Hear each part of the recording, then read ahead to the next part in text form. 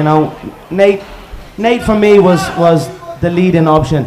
There were many options, but in reality, many people pretended like they wanted the fight until the fight actually presented itself. I mean, Frankie never shut up, and then when he was given a phone call and a date, then he hasn't been seen or heard since. So Jose was in camp.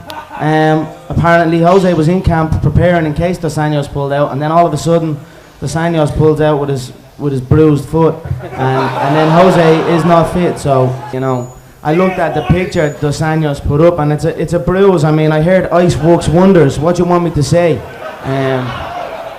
So it was another day. I got a phone call. Hey, guess what? Another guy's out. We have a couple other guys that maybe might be able to get in. Okay, let's work to get the other guy in, and that's it. Another day for me. Nate, you made a pretty bold accusation a couple minutes ago. Do you want to elaborate a little bit more about that? What was it? What? The steroids comment? Everybody's on steroids. The whole UFC, everybody. Your teammate Gil and Jake were two caught on steroids. Not and me. You and those not me. Talking about not me. I'm not on no steroids. What the fuck are you talking about? Your two teammates were on steroids. That's your two boys, the scrap pack. Remember that? Well, I'm damn. Did you know they were taking that stuff? Did you know they were taking that stuff? Did you? You're on steroids. Sure I am. I'm just an animal. So we give them 170. So they go every other day. I'm happy to go and do it. I'm not gonna lose no weight over no shit. I don't give a fuck. And I said 155 from the beginning. You didn't take 155 though. You did not take 155. I did too. Initially, you didn't take 155. Yes, Nick. I did. But that's cool. Don't worry about it. Don't worry about it. Get comfortable. Get comfortable. 170. Get comfortable. 170, brother. Get comfortable. I don't give a fuck. I don't give a fuck either. I don't give a fuck either. I tell you, I like Nick's little bro. I do. I honestly like Nick's little bro. You know what I mean? How can you not like him? He's like a little cholo gangster from the hood. But at the same time, he coaches kids jiu-jitsu on a Sunday morning and goes on bike rides with the elderly.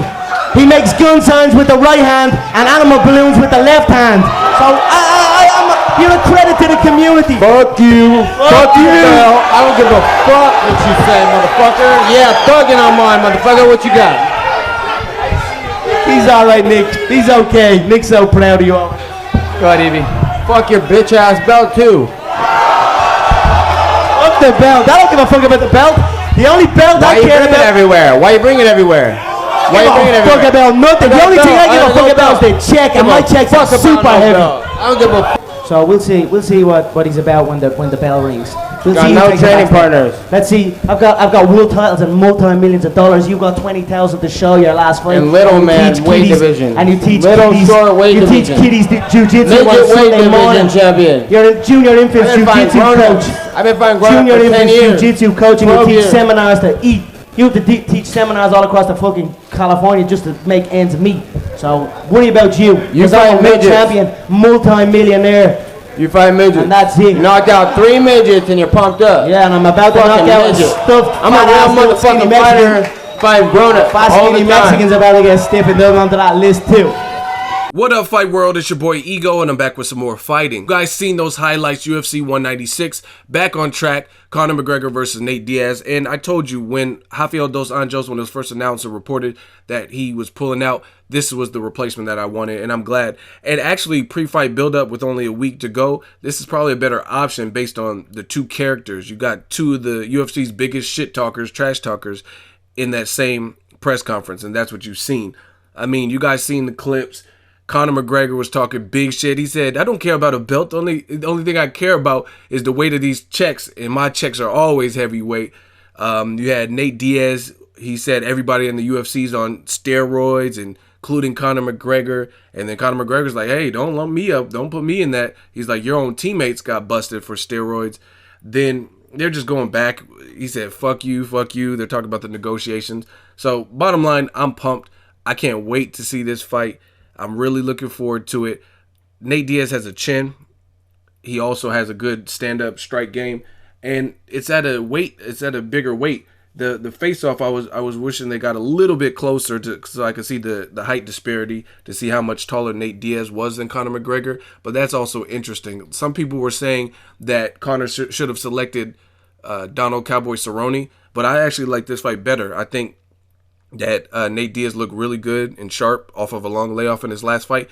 Plus, he has a win over Cowboy Cerrone, which is what Conor says in the press conference as well. And Rafael dos Anjos, the guy that pulled out, he beat the shit out of Cowboy Cerrone, and that's also what Conor McGregor said. So he said Nate Diaz was an easy shoe-in, easy pick, and that makes sense. I mean, why would Conor McGregor be fighting as a last-minute replacement down on Cowboy Cerrone? Now, it'd be one thing if the Rafael dos Anjos fight didn't happen, because before that, Cowboy Cerrone was on a roll. He had like multiple fights and hadn't lost since like 2011 or for 8 fights or something crazy like that. So that would have made sense then. But knowing what happened, him getting stopped in the first round with RDA, I think this is a better fight based on just what's happened in recent memory with that. So I'm pumped.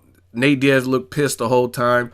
The only problem is he's a last minute replacement, so I don't know what type of shape he's in, but at least I like how Conor McGregor, he said, I don't care what weight it's at. He said initially they wanted 155, then 160, and then I said, fuck it, just make yourself comfortable. So, I mean, love him or hate him, Conor McGregor has swag, he has charisma, and he sells tickets similar to the Floyd Mayweather blueprint. He talks a gang of shit, and we'll see, UFC 196, who will come out victorious, Nate Diaz or Conor McGregor. But I like the fact that it's happening at welterweight. The full link will be in the description in case you want to check the press conference. Let me know what you guys think. UFC 196. Anybody picking Nate Diaz to pull the upset? I think Conor McGregor should be the favorite. He's the one with the full training camp, etc. Drop it in the comment section. Let me know what you guys think. Make sure you like my video as always. Hate, comment, and subscribe. Till next video is Ego signing off.